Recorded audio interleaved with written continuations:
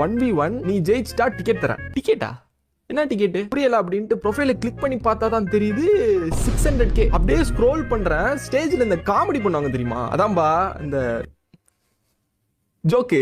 சரி ஓகே அப்படின்ட்டு ஆடினேன். விளையாண்டுட்டு இருக்கும் போது தான் சொல்றாரு டெய்லி நைட்டு செஸ் விளையாட வரான். 3000 கேம்ஸ் கிட்ட விளையாண்டுருக்காரு. ரொம்ப நேரம் விளையாண்டு கஷ்டப்பட்டு தான் ஜெயிச்சேன். டிக்கெட்டும் கொடுத்துட்டாரு. இருந்தாலும் இந்த ஆளை டான்ஸ் ஆட வைக்கணும் அப்படின்ட்டு எனக்கு உறுத்திட்டே இருக்கு. ப்ராப்பரான ஸ்கெட்ச் எல்லாம் போட்டு ஷோக்கு போயிட்டேன்.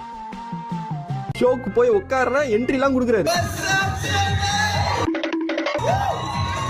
ஷோ முடிஞ்சு நானும் அவரை போய் மீட் பண்றேன். என்னென்னமோ பேசிட்டு இருந்தாரு, எனக்கு ஒன்றும் புரியல. நான் இருந்தேன். செஸ் போர்ட்லாம் கிஃப்ட் பண்ணேன். போட்டோ எடுக்க சொன்னா வீடியோ எடுத்தான். கொடுத்துட்டு கேம் விளாடலாமா அப்படின்ட்டு அதை அப்பர் கேஸ்ல கேட்டுட்டு டான்ஸ் ஆடணும். அவர் காதல உழுவுல போல ஓகே அப்படின்ட்டாரு. ஸ்டேஜ்லயே உட்காந்து விளையாட ஆரம்பிச்சிட்டோம். இந்த ஆங்கிள் இருந்து பார்த்தா உங்களுக்கு கொஞ்சம் போர்டு தெரியாது, அதனால வந்து நான் எக்ஸ்பிளைன் பண்றேன். ஒரு 20-25 மூவ் போச்சு. அப்படியே போயிட்டே இருக்கா. டைம்ல போதா இது இந்த இடத்துல தான் அப்படியே ஒரு செக்க போட்டேன். அவர் அதை மிஸ் பண்ணிட்டாரு. அப்புறம் அப்படியே எல்லா பீஸையும் அடிச்சு ஜெயிச்சிட்டேன். ஆடிதான் ஆகணும்.